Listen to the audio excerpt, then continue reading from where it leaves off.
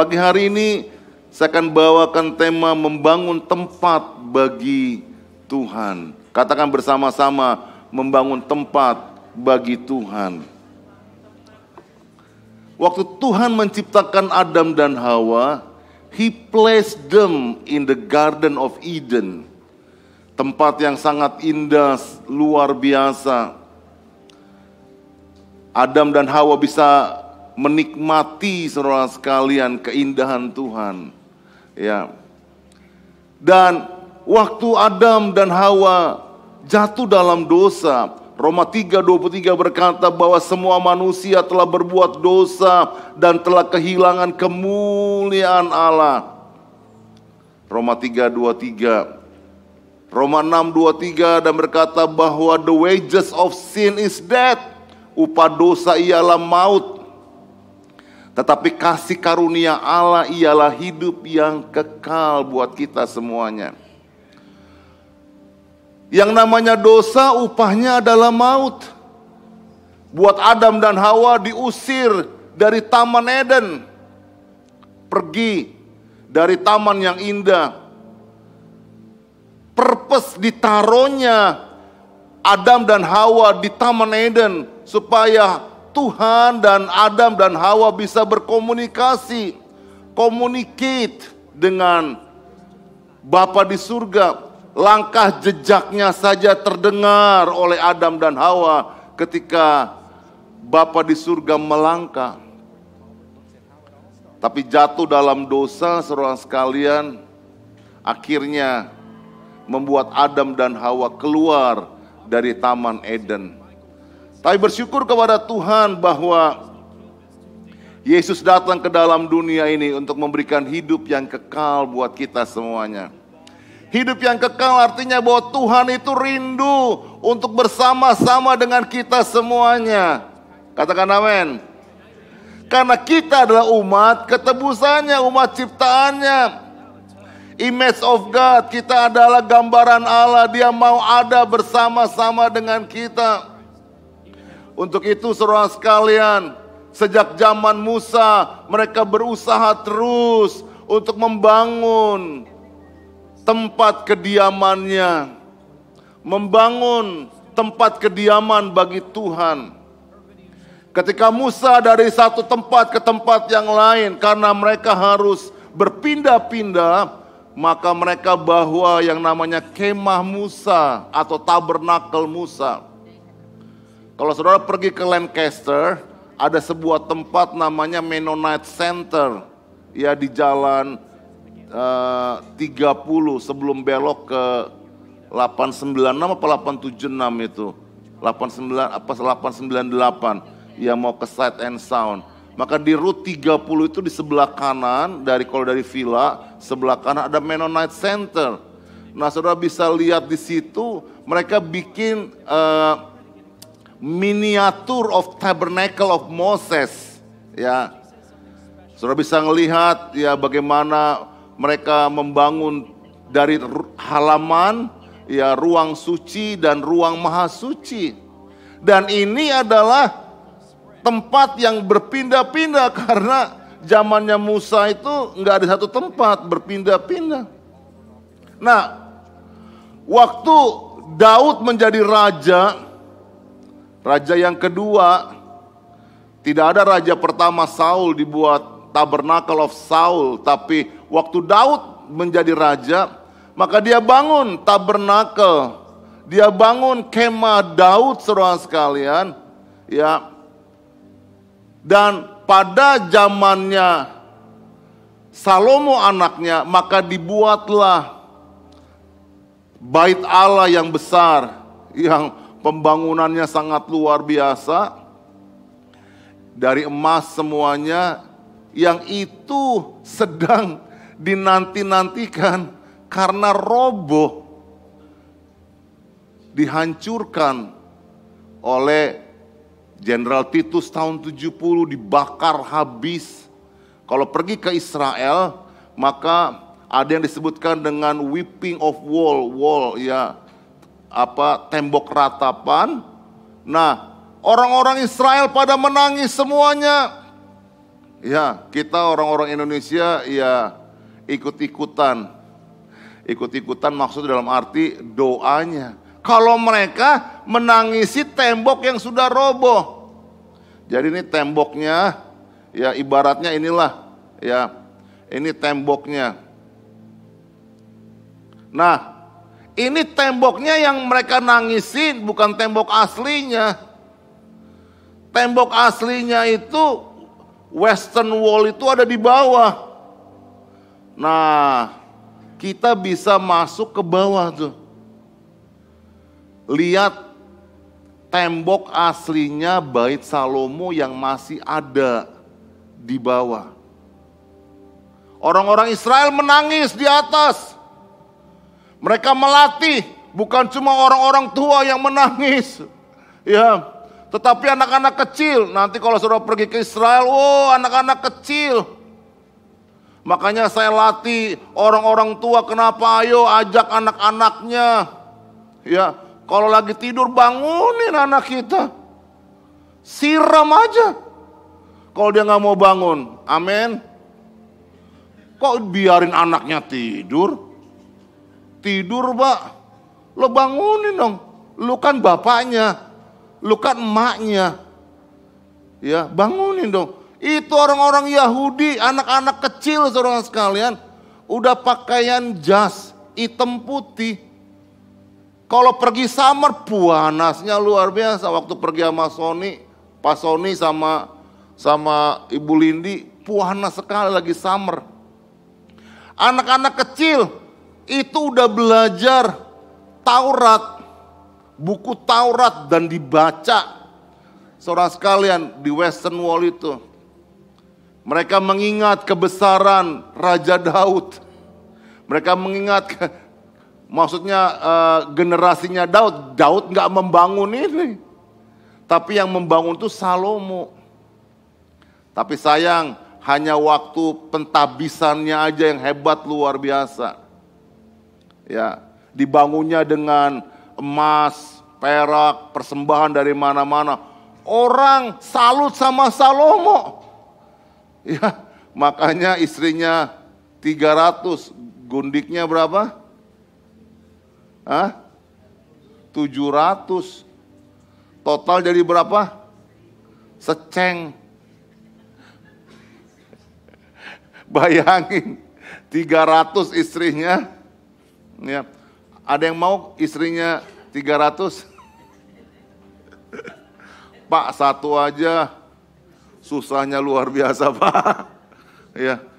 Kenapa? Karena bangsa-bangsa menghormati Salomo, men. Ya. Raja yang namanya termasyhur dengan hikmatnya luar biasa. Hikmatnya nggak ada yang melebihi lagi daripada hikmatnya Salomo. Tapi yang kita lihat next, ya, yang kita lihat adalah bahwa dalam Kisah Para Rasul yang mau dibangun kembali itu bukannya tabernakel Salomo. Kalau orang-orang Israel sekarang sedang terus mereka merindukan ada pembangunan Bait Allah yang ketiga. Kalau pembangunan Bait Allah yang ketiga artinya tembok ini harus dirobohkan dulu. Dan tembok ini adalah Masjid Al-Aqsa. Sekarang yang menjadi politik, pergunjingan politik saudara sekalian. Di bawahnya memang temboknya Salomo. Tapi di atas ini udah apa?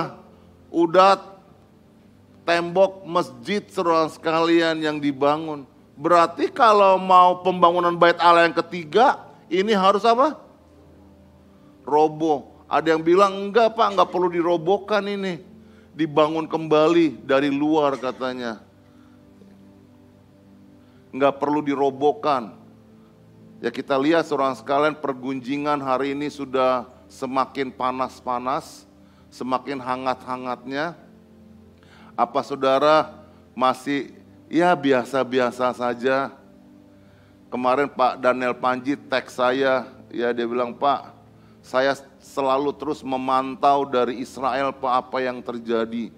Buat dia sebagai seorang jenderal doa di Indonesia, dia selalu memperhatikan apa yang terjadi. Tadi malam baru teks-teksan sama dia.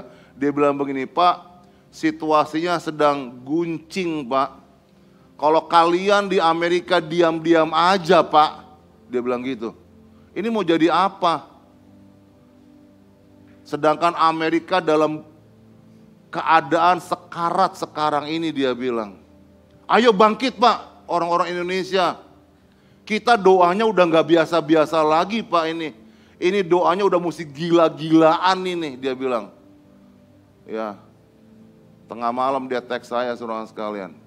Dan inilah yang membuat hari ini, saudara sekalian, kembali saya mau sharing kepada saudara hati saya. Bagaimana apa yang disampaikan di dalam Kisah Para Rasul, kita baca Kisah Rasul 15, 16, 17, 1, 2, 3. Kemudian aku akan kembali membangunkan kembali pondok Daud yang telah roboh dan reruntuhannya akan kubangun kembali dan akan bukan saja dibangun kembali, tapi akan diteguhkan. Katakan diteguhkan. Iya. 17. Untuk apa? Supaya semua orang lain mencari dan segala bangsa yang tidak mengenal Allah yang kusebut milikku, demikian firman Tuhan, yang melakukan semuanya ini. Jadi yang dibangun kembali itu, dimention kembali dalam perjanjian baru itu bukan the tabernacle of Moses, bukannya bait Allah Salomo, tapi yang dibangun kembali itu adalah pondok Daud. Sedangkan Daud itu nggak membangun bait Daud, nggak membangun tembok, ya, nggak membangun bait Allah. Nanti Salomo yang bangun. Apakah maksudnya Tuhan akan kembali membangun pondok Daud? Tuhan rindukan setiap kita semuanya umat Tuhan membangun tempat bagi Tuhan. Karena bicara pondok Daud itu adalah bicara hatinya Daud yang selalu dekat dengan Tuhan. Hatinya Daud yang selalu menyembah kepada Tuhan. Dia 24 jam persis, saudara sekalian. Perhatikan masing-masing pelayan-pelayannya yang 24 jam ganti siang dan malam, day and night, night and day, day and night. Siang dan malam cari Tuhan. Siang malam membangun penyembahan bagi nama Tuhan. Dan Daud sendiri bukan cuma seperti bos yang berkata kamu bangun ya, kamu menyanyi ya, kamu menyembah ya. Tapi Daud juga seorang penyembah. Dia mainkan kecapi, dia memuji, menyembah Tuhan. Sehingga dalam Mazmur itu dia catat 100 pasal dalam kitab Mazmur yang ditulis langsung oleh Daud. Artinya Daud adalah seorang yang menyembah Tuhan, seorang yang memuji nama Tuhan. Untuk apa saudara sekalian? Apakah untuk Daud pinter main harpa, pinter main musik, suaranya bagus? Tidak. Tapi tujuannya sekali lagi 17, kita baca 1, 2, 3. Supaya semua orang lain mencari Tuhan dan segala bangsa yang tidak mengenal Allah yang kusebut milikku, demikian firman Tuhan yang melakukan semuanya ini. Maksudnya apa? Membangun kembali pondok Daud supaya orang-orang datang kepada Tuhan. Supaya orang-orang yang keras hatinya boleh berbalik dari jalan-jalannya yang jahat. Supaya orang-orang yang tidak mengenal Tuhan, mereka boleh hatinya terbuka dan berkata, yes Lord, you are my Lord, you are my Savior. The only one go to heaven is only through Jesus. I am the way, the truth, and the life. No man come to the Father except through by me. Kisah 4:12, dan keselamatan tidak ada dalam siapapun juga. Sebab di bawah kolong langit ini tidak ada nama lain yang diberikan kepadanya yang olehnya kita dapat diselamatkan. Hanya di dalam nama Tuhan Yesus Kristus. Kenapa Tuhan berkata bahwa aku akan kembali membangun pondok Daud? Ini Tuhan yang katakan, I will build again the tabernacle of David. Ini kerinduannya Tuhan sendiri. Ini hatinya Tuhan sendiri buat gereja Tuhan.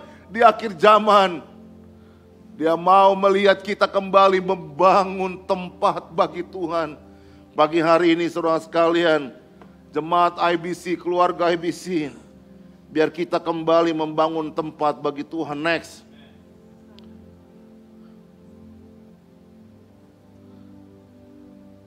Yesaya 66, bukan sekedar bangunannya, temboknya. Temboknya ini bisa roboh saudara sekalian.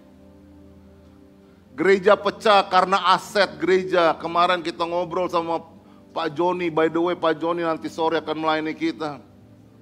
Banyak gereja di mana-mana ribut soal aset. Tapi dalamnya nggak dibentuk. Kenapa kita berusaha rindu terus membangun generasi? Jeremiah generation. Supaya kalau temboknya pun roboh saudara sekalian. It's okay. Tapi ada orang-orang yang dibangun, yang cinta Tuhan, yang kenal Tuhan. Kalau saudara pergi ke Turki, saudara sekalian, ke 7 jemaat, saudara menangis. Kita datang lihat tembok yang roboh, gereja yang roboh. Tapi saudara lihat sekarang Eropa, saudara lihat sekarang Turki, apakah mereka percaya sama Tuhan?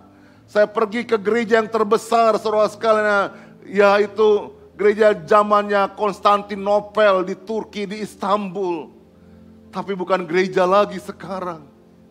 Besarnya luar biasa, indah masjidnya luar biasa saudara sekalian. 7 gereja ada di sana. Apa yang saudara dan saya mau bangun di kota Philadelphia ini? Saudara bilang capek Pak, capek pastor, kerja. Betul saudara kerja, capek. Tapi mari kita bangun generasi saudara sekalian. Kalau saudara capek mana ada waktu lagi untuk anak-anak saudara. Saudara biarkan anak-anak saudara main iPad. Saudara biarkan anak-anak saudara main game. Karena saudara udah capek tidur. Saya nggak lagi marah-marah nih. Tapi saya sedang encourage buat kita membangun generasi. Kalaupun ini tembok ini akan roboh saudara sekalian. Tetapi ada jiwa yang kita bangun. Ada generasi yang kita bangun untuk kedepannya. Yaitu generasi yang takut akan Tuhan. Kalaupun saudara enggak tinggalkan uang banyak-banyak. Ya, enggak tinggalkan banyak harta buat anak saudara. Tapi saudara tinggalkan harta iman buat mereka. Mau cari harta berapa bro? Biar anak saudara, cucu saudara enggak ini, hartanya enggak habis. Ya kan? Kita punya harta, akhirnya juga enggak kita bawa mati. Kalau saudara punya bapak, beliin sepatu buat bapakmu dari sekarang yang bagus. Jangan nanti begitu udah mati baru dibeliin sepatu. Oh lagi hidup bapaknya sepatunya udah kayak buaya. Nggak diperhatiin.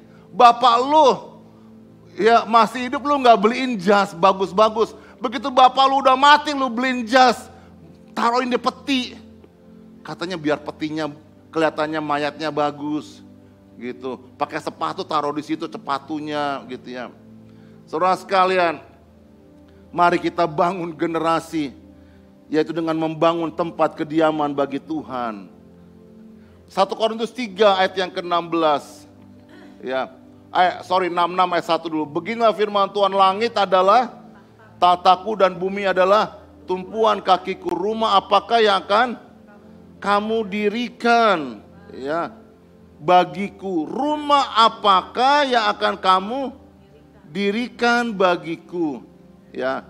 Dan tempat apakah yang akan menjadi perhentianku? Perhatikan, rumah apakah yang akan kamu dirikan bagiku? Tidak tahukah kamu bahwa kamu adalah apa katanya? Bait Allah, dan bahwa roh Allah tinggal di dalam kita.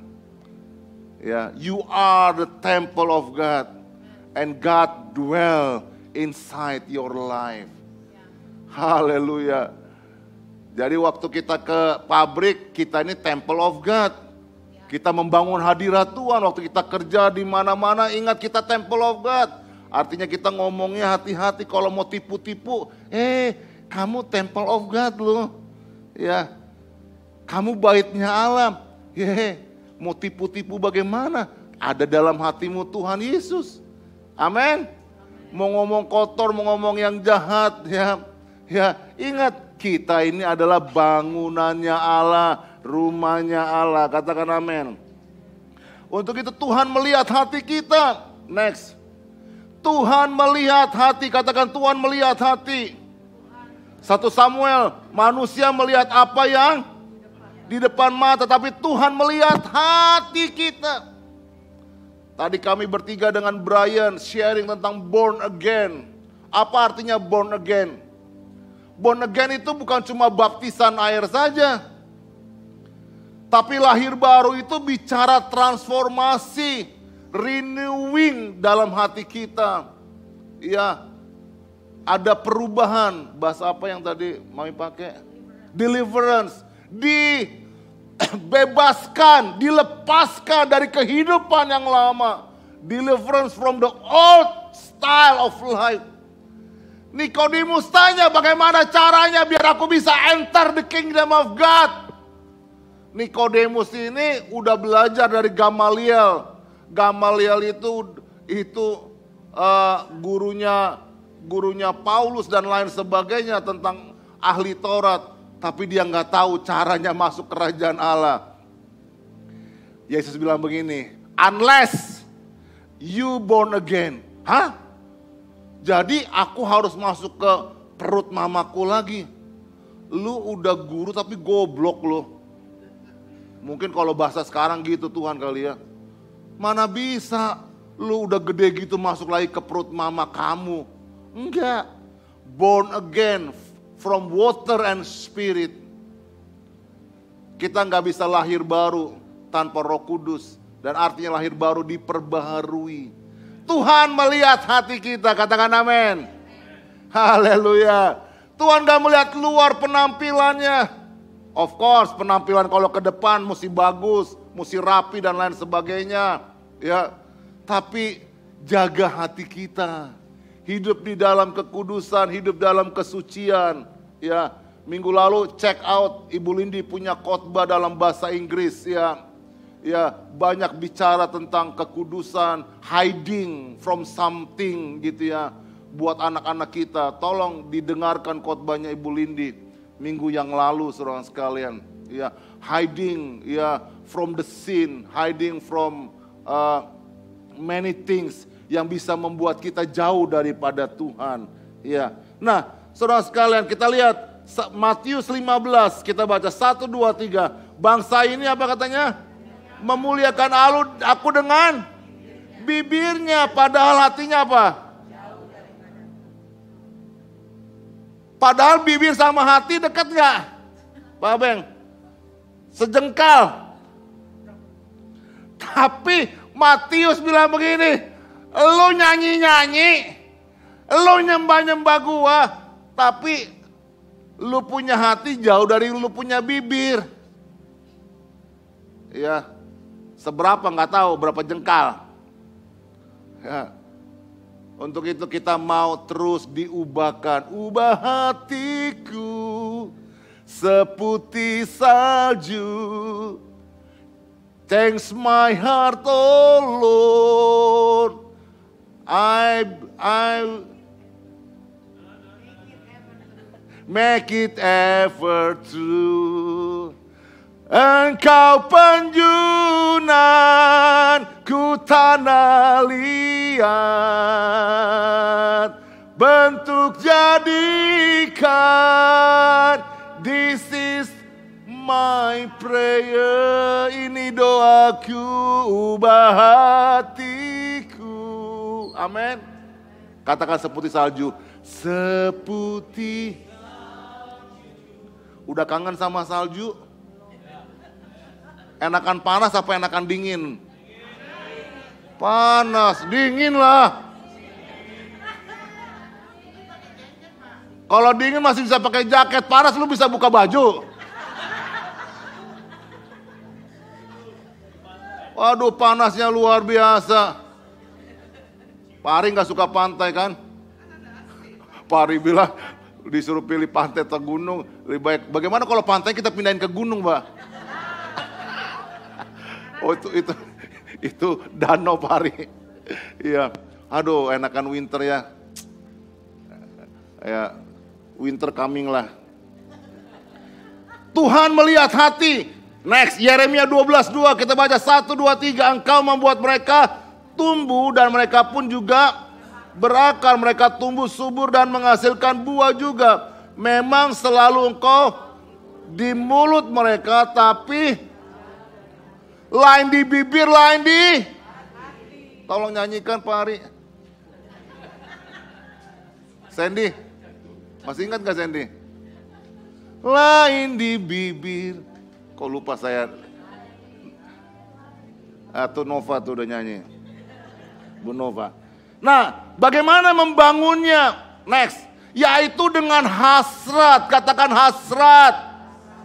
Katakan desire. Makanya ada Viagra. Terlampau ini ya. Untuk membangunkan hasrat. Ya, buat yang sudah menikah ini. Ya kan? Karena seks itu bagus supaya nggak kena prostat. Ibu-ibu layanilah suaminya. Ya kan? Karena prostat terjadi karena apalagi usia 60 tahun ke atas. Udahlah nggak usah ngapain sih. Itu Tuhan yang ciptakan kok Pak Abeng. Ya enggak? Kok Pak Abeng bilang kok saya? Enggak, saya lagi mandangnya ke sana dan laki-laki itu bagian sini cuma Pak Abeng, Arnold di belakang sama Ari kejauhan. Ya. Hasrat. Kalau nggak ada hasrat bagaimana bisa melakukan hubungan seks buat suami istri? Demikian pun kita membangun tempat bagi Tuhan yaitu dengan hasrat. Baca 132. Sesungguhnya aku tidak akan masuk ke dalam kemah ke tempat kediamanku. Tidak akan berbaring di ranjang pertiduranku. Ayat yang kelima. Sampai aku mendapat tempat untuk Tuhan. Kediaman untuk yang maha kuat dari Yakub. Jadi saudara sekalian ada hasrat. Daud ini menunjukkan hasratnya. Baca 1 Tawarik 13. Dan apabila kita memindahkan tabut Allah ke tempat kita. Sebab pada zaman Saul gak mengindahkan tabut perjanjian Tuhan. Pertanyaannya saya, apakah keluarga-keluarga, family punya hasrat untuk hadirat Tuhan? Punya hasrat membangun tempat bagi Tuhan? Ayo kita bangun hasrat. Capek pasti karena kerja, tapi uangnya mau, capeknya bilang capek, tapi dolarnya nggak mau, dolarnya mau. Ada yang bilang, ayo dong doa, Pak. Emangnya kita ke Amerika untuk berdoa, Pak? Bukannya lu urus visa doa nangis-nangis jengking-jengking, ya kan? Ada yang udah ditolak berkali-kali, kali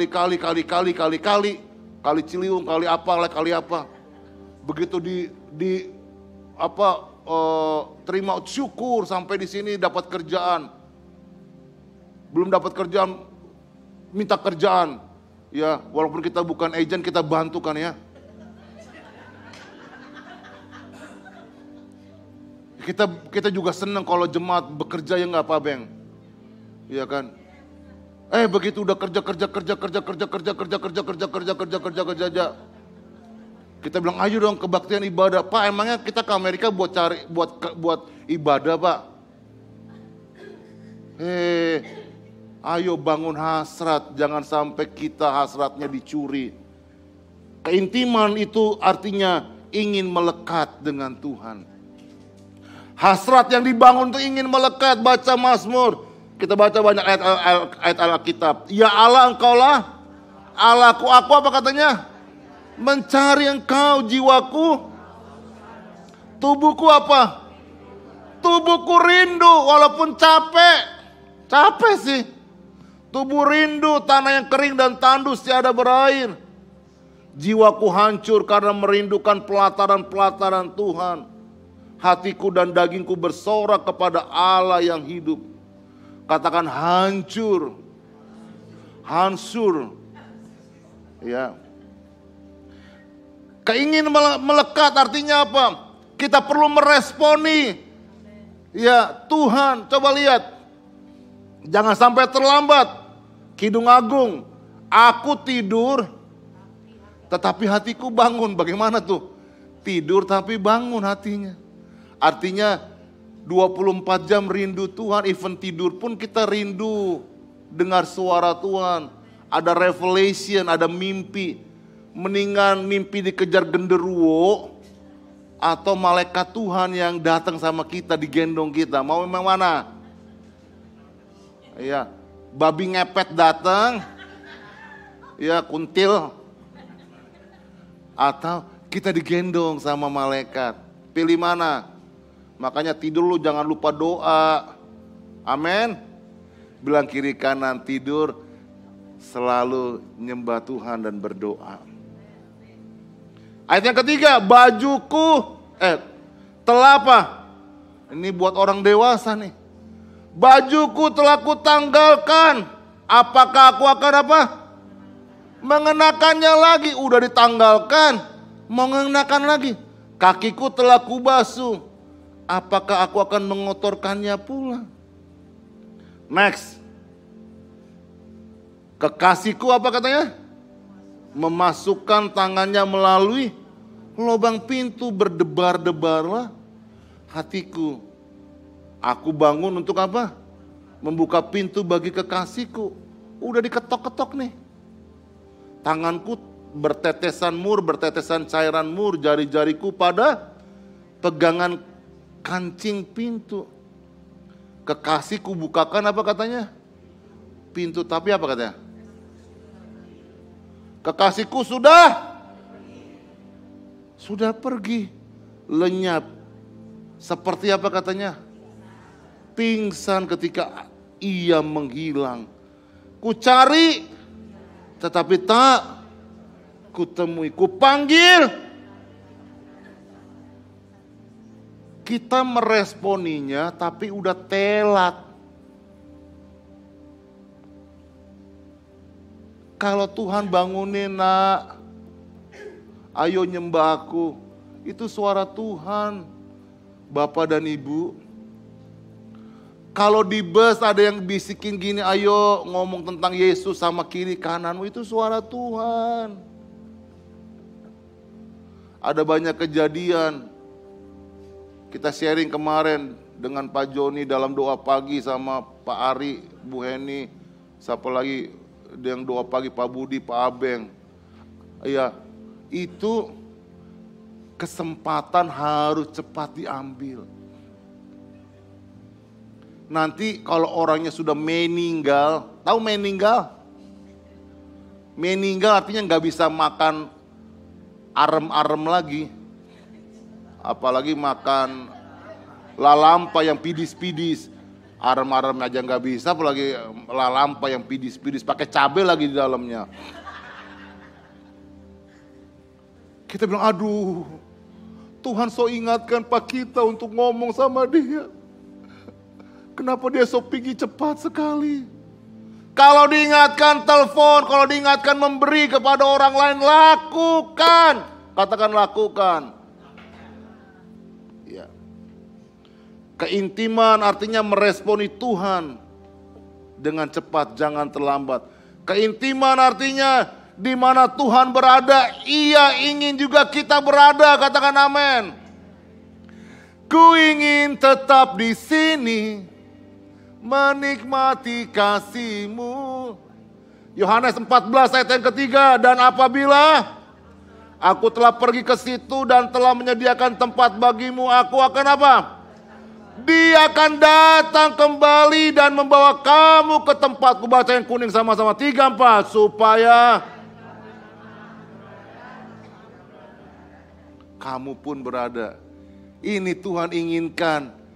Kita itu cuma transit di Philadelphia. Nanti kita dijemput. Mau jemputnya dari Villa apa mau jemput dari Jember. Gak ada masalah. Dijemput dari Philadelphia atau dari Jember atau dari Jakarta. Yang penting kita bangun tempat kediamannya Tuhan. Berikan tepuk tangan. Bisa nggak Tuhan jemput dari Philadelphia? Jangan dong kita oma tunggu-tunggu kita. Kita oma tunggu-tunggu kalau Tuhan so bilang pergi. Amin. Iya. Apa artinya melekat dengan Tuhan? Tuhan tidak hanya menginginkan jam-jam kunjungan anaknya. Ia ingin bersama anak-anaknya selama-lamanya. Amin. Kalau kunjungan kan datang lihat, pergi lagi, pulang lagi. Datang lagi. Tapi Tuhan hadir selalu. Ada orang-orang yang hadirat Tuhannya cuma di gereja aja. Begitu di pabrik udah gak hadirat Tuhan. Hadiratnya siapa? Ya, hadiratnya kata-kata kotor, hadirat pikiran kotor, hadiratnya marah-marah, ya kan, hadiratnya ngomongin orang, nipu-nipu, ya.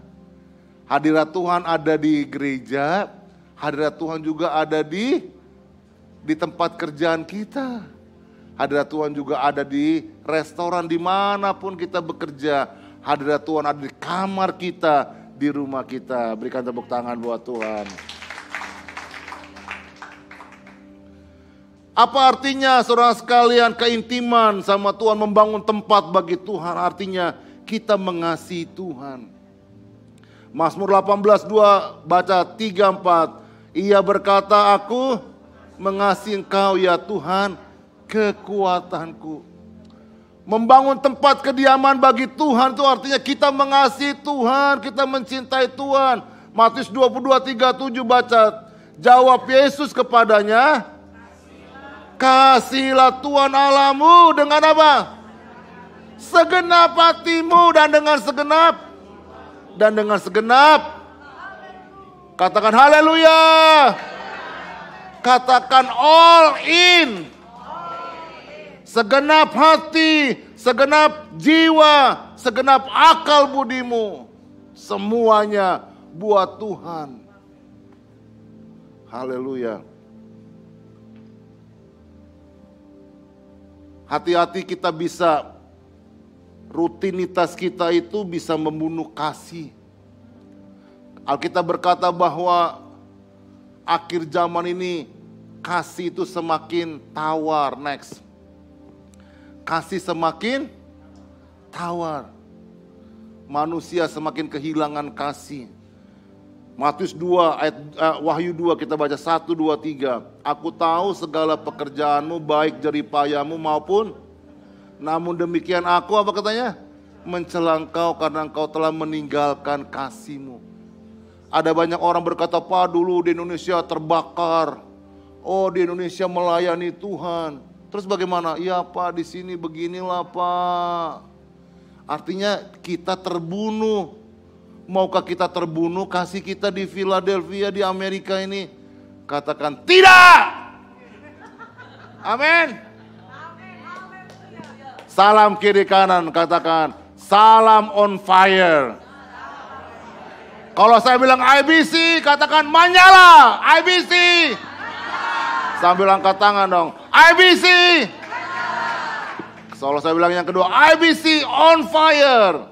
IBC. Amin. Salaman lagi. Bilang menyala.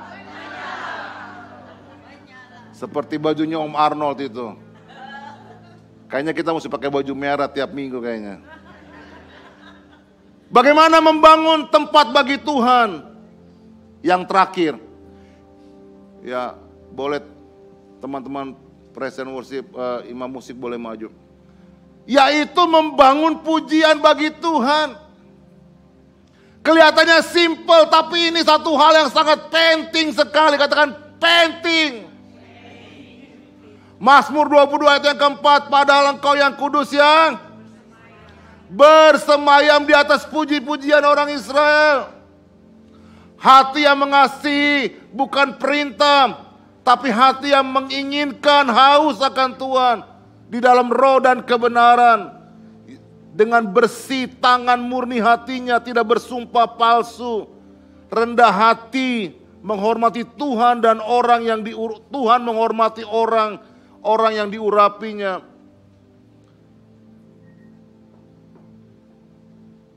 Kita menghormati Tuhan dan juga menghormati hamba-hamba Tuhan dan orang-orang yang diurapi oleh Tuhan. Pujian penyembahan hari-hari ini saudara sekalian ketika sedang chaos di mana-mana. Saya tutup dengan 3 video singkat. Ya, tapi Tuhan bangun hati yang menyembah kepada Tuhan di kota-kota. Kalau saudara lihat TikTok ya, ada anak-anak Tuhan yang dalam hadirat Tuhan. Saya percaya hari-hari ini Tuhan sedang melawat umat Tuhan lewat pujian dan penyembahan. Ya. Mazmur 51 ayat 13. Untuk pemimpin biduan Mazmur dari Daud. Ketika Nabi Nathan datang kepadanya setelah ia menghampiri Betseba. Ayat yang ketiga baca. Kasihanilah ya Allah menurut kasih setiamu. Hapuskanlah pelanggaranku menurut. Janganlah membuang aku dari hadapanmu. Dan janganlah mengambil rohmu yang. Orang yang membangun tempat hadirat Tuhan. Yang memuji nama Tuhan adalah orang-orang yang rela ditegur dan berbalik dari jalan-jalannya yang jahat. Artinya dia suka menyembah Tuhan, suka membangun tahta bagi Tuhan, dan juga suka untuk ditegur. Katakan amin. Katakan saya suka untuk ditegur. Kok kecil banget sih? Sekali lagi, katakan saya suka untuk ditegur. Enggak cuma suka ditegur, tapi meninggalkan dari jalan-jalan yang jahat. Enggak cuma ditegur terus, yang negor capek juga dong. Lu enggak berubah-berubah, tapi mau berubah. Orang-orang yang berdiri di depan yang melayani altar adalah orang-orang yang rendah hati, adalah orang-orang yang siap untuk ditegur karena udah dekat dengan Tuhan. Ya Tuhan, aku mau dibentuk dan mau ditegur oleh Tuhan. Yang kedua, yang terakhir, orang-orang yang suka menyembah dan memuji Tuhan, orang-orang yang mau membayar harga bagi Tuhan. Harga waktu, tenaga, pikiran sama-sama bagi gereja Tuhan. Seperti Harun dan Hur, dia mengangkat tangan Musa. Capek enggak? Bukan cuma Musa yang angkat tangan yang capek, Harun dan Hur juga capek. Tapi ini tandanya mau bayar harga dalam satu kesatuan. Gereja yang terus bergerak, gereja yang terus maju, gereja yang terus memikirkan ke depan. Para leaders, para pemimpin-pemimpin terus yang mengolah pikiran, hatinya terus buat pekerjaan Tuhan. Apalagi ya, next apalagi ya. Nggak nunggu, tapi apalagi ya, apalagi ya, apalagi ya, apalagi ya, apalagi ya, apalagi ya. Karena Tuhan itu adalah Tuhan yang bergerak. Tuhan bukan cuma Tuhan kemarin, bukan cuma Tuhan yang dulu, tapi Tuhan yang hari ini, Tuhan yang buat besok dan Tuhan yang buat selama-lamanya. Katakan amin. Bayar harga memang capek saudara sekalian, memikirkan pekerjaan Tuhan, memikirkan jiwa-jiwa. Doa capek nggak capek, udah kerja capek. Tapi karena tahu oh ya datang di menara doa Selasa, Sabtu pagi itu artinya mau meneteskan air mata di kirbatnya Tuhan, capek. Saudara sekalian capek. Tapi tahu bangun pagi, kadang-kadang cuma tidur 3 jam, 4 jam. Tapi kita tahu bahwa Tuhan tampung air mata kita di kirbatnya. Dan kitab Wahyu, saudara sekalian itu adalah cawan yang ada di cawan emasnya Tuhan, setiap doa dan air matamu. Ayo kita sama-sama membangun tempat bagi Tuhan. Berapa di antara saudara jemaat rindu membangun terus tempat bagi Tuhan? Bangunlah sebuah hasrat kebiasaan dari rumah kita. Datang di doa, saudara, karena di doa itu engine buat kita. Engine buat kita untuk doa kembali di rumah. Kalau ada yang doanya udah mulai padam-padam, saudara sekalian, ayo datang. Ada Selasa malam, ada Sabtu pagi, saya nggak pernah berhenti. Ayo encourage saudara semuanya. Ya, kalau Selasa udah capek kerja, Sabtu pagi, pasti kalau udah bangun seger saudara sekalian, apalagi nyembah Tuhan. Pasti akan disegarkan dengan hadirat Tuhan. Apalagi kita tahu kita sedang menampung air mata kita dalam kirbatnya Tuhan. Dan itu diperhitungkan oleh Tuhan. Kita lihat bagaimana kota-kota membangun hadirat Tuhan. Boleh videonya dipasang ganti-gantian. Setelah itu kita akan masuk dalam perjamuan kudus. Di mana justru ketika banyak orang kampus-kampus saudara sekalian protes tentang bangsa, tentang keadaan, tapi justru di kampus-kampus ada lawatan Tuhan yang besar. Ya, boleh tim media silakan.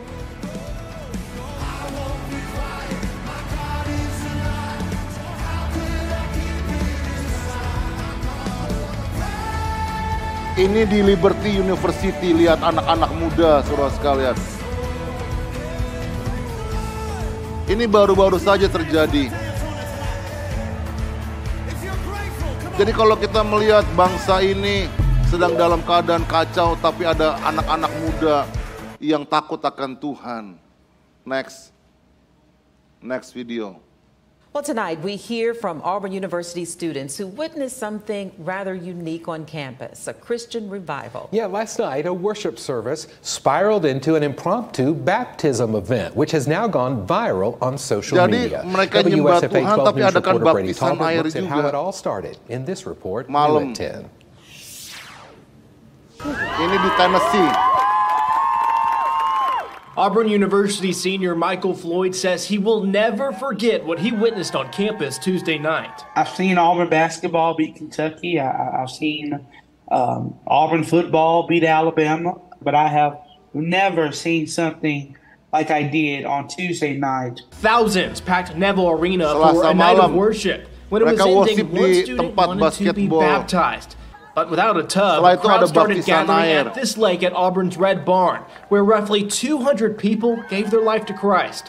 Even head football coach Hugh Freeze got in the water to help. And that's just a message of unity, saying when you're a part of the body of Christ, you're never alone. Everyone was so just excited and joyful. Kristen Carr is a student journalist who watched it all play out. Her video shows the crowd cheering every time someone resurfaced, something she hasn't seen before. Never in my life. I mean, I was even talking to adults who were there that were a part of it, and they said that they had never witnessed anything like that. And to think this all started because of a worship event. It's being called Unite Auburn. The woman behind this event says it began with just 5 girls meeting each week to pray in the arena, which grew to 200 students, which caught the eye of local ministries. Who said, we want to get behind this. We want to see this turn into something much bigger. And it did. Around 5,000 people attended Unite Auburn. It was free. Donors covered the cost. And Pruitt is already getting calls from other universities to bring similar programs to their campuses. She says something special is brewing. We see God moving in our local churches. And so last night was just a ripple effect of what is already going on. A ripple effect they hope will spread beyond the plains. Brady Talbert, WSFA 12 News. As you can imagine, getting Unite Auburn off the ground was a large undertaking. Pruitt also wants to thank her husband for his support. Video yang terakhir. Ini di Eropa. Itu tempat yang sangat terkenal, Trafalgar. Religion is about humans trying to find God, but Di tengah-tengah Eropa yang sedang juga mengalami degradasi kerohanian, tapi ada banyak anak-anak Tuhan juga yang rindu. Mereka membangun. But when Christ died, he did not stay dead. He rose from the dead and proved there is life after death. What will count is where will you go when you take your final breath? You see, Jesus was forsaken for one moment, so you will never be forsaken for all of eternity. This is the power of the gospel. Come out here right now and fill this altar. Quickly, quickly, quickly, quickly, quickly.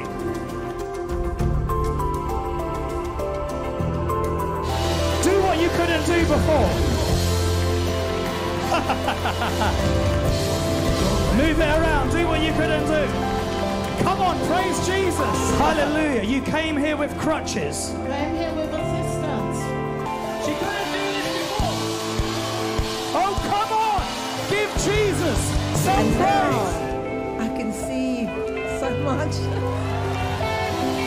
I can see the back. There's a gentleman in the blue, or like a gentleman with his jacket. Come on, give Jesus some praise. Thank you, Jesus. And I placed my hand where the pain was. The pain is it just left. Earache and my throat, there was pain, and God healed me. The pain is gone. I've had a lump disappear. I came up for my friends to support my friends. They've been telling me. This is why we can't stop certain people, because she said a lump has disappeared. The lump has gone. Saudara tahu London itu sekarang bukan lagi kota Kristen, tapi mereka membangun hadirat Tuhan lewat pujian, penyembahan, dan sign and wonders terjadi.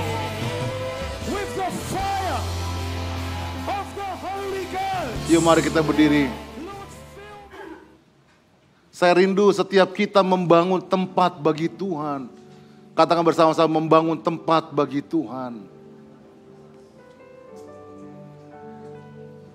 Yoel pasal 2, 28, 29. Bahwa pada hari-hari terakhir aku akan mencurahkan rohku ke atas semua manusia.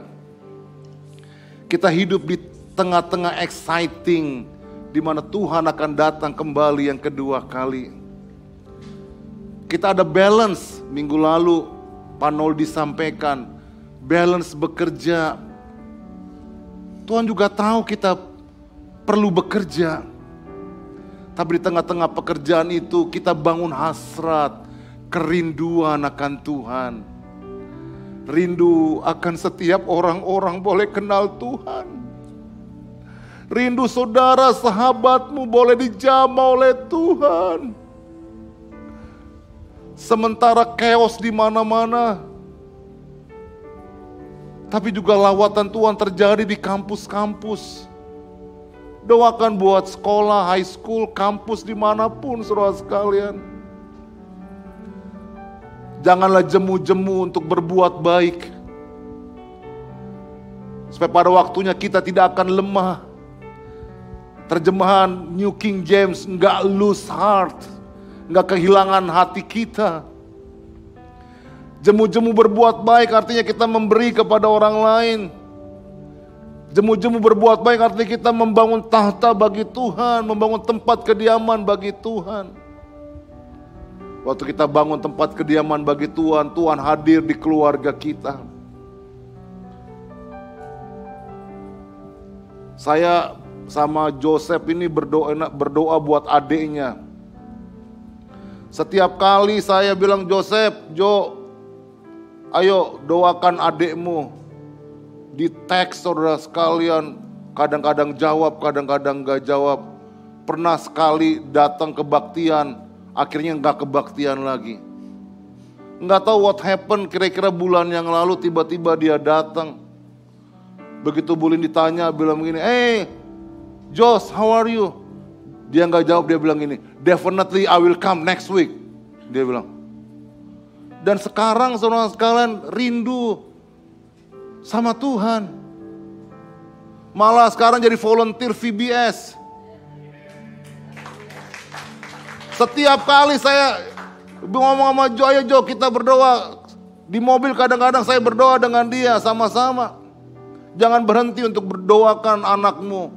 Jangan berhenti doakan keluargamu. Jangan pernah berhenti doakan temanmu.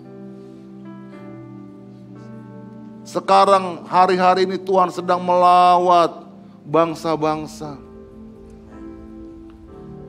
Ada menara doa yang belum 24 jam di Azusa Street. Itu bukan buat gerejanya Paniko. Tapi itu untuk kegerakan bangsa-bangsa. Global. Biayanya besar gak kecil. Sekarang ruangannya ditambahin lagi di sebelahnya lagi. Jadi ada conference apa-apa nanti akan di sana, gak usah sewa hotel lagi. Buat kegerakan dunia yang hari-hari sedang bekerja luar biasa.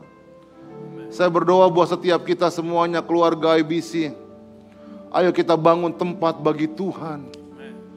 Dimanapun kau berada, rindukan lihat lawatan Tuhan yang dahsyat buat anak-anakmu. Buat engkau secara pribadi dan buat kawan-kawan kita.